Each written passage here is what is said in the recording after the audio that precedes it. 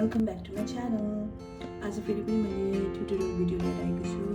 अन्त last time मैले यो चेन है बेसिक चेन चाहिँ कसरी क्रोशे गर्नुपर्छ भनेर लिएर आएको थिएँ र आज फेरि पनि है यो चेनलाई चाहिँ नेक्स्ट स्टेप चाहिँ कसरी गर्नुपर्छ भनेर लिएर आएको छु।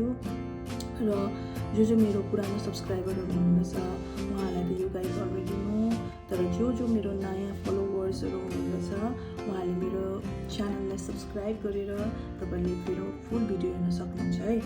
सो ढिलो नगरिकन हामी यो भिडियोतर्फ लागौँ ल। हेलो एभ्रिवान, सो यहाँ हेर्न सक्नुहुन्छ तपाईले चेन है। अन्त चेन अब यो नेक्स्ट स्टेप जानको लागि चाहिँ हामीले अब चेनदेखिको त अगाडि जानु पर्यो नि त हैन।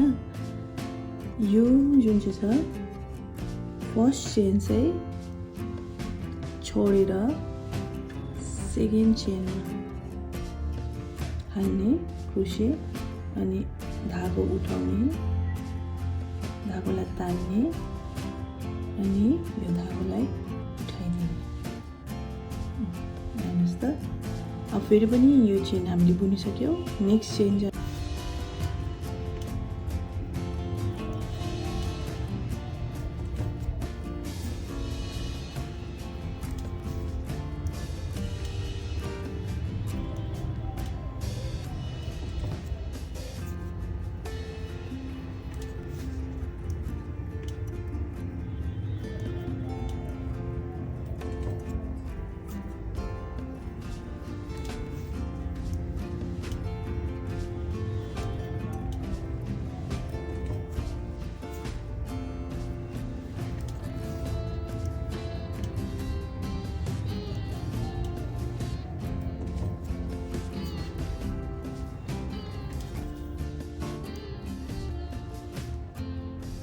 धागो छिराउने, फेरि तान्ने,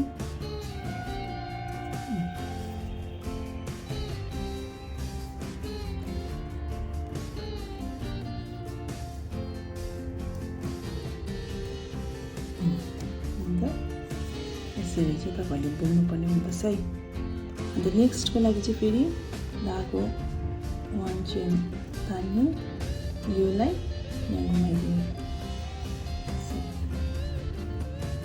फेरि अब यो यस्तो छ नि, यहाँ यो जुन छ हाल्ने,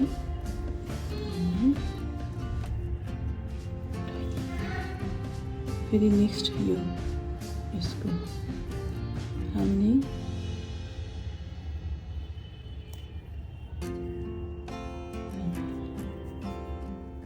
फेरि हाल्ने,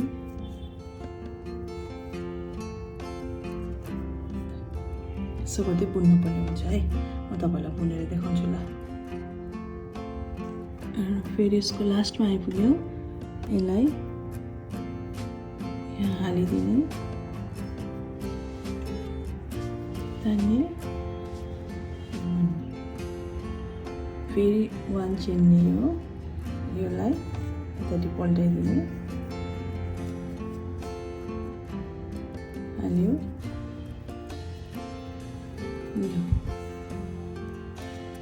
हेर्नुहोस् त, यसो गर्दै तपाईँले बुने भने चाहिँ तपाईँको डिजाइनहरू यस्तो हुन्छ है।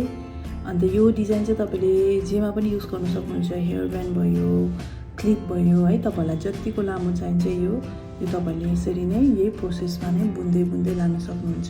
र जो फर्स्ट बिगिनर हुनुहुन्छ उहाँहरूको लागि यो बेसिक हो, यहाँबाट तपाईँले सिक्न सक्नुहुन्छ। हवस् त, मेरो भिडियो कस्तो लाग्यो, तपाईँलाई राम्रो लाग्यो भने लाइक, सेयर एन्ड सब्सक्राइब गर्न नबिर्सिनु होला। आजको लागि यति मात्र, बाई बाई।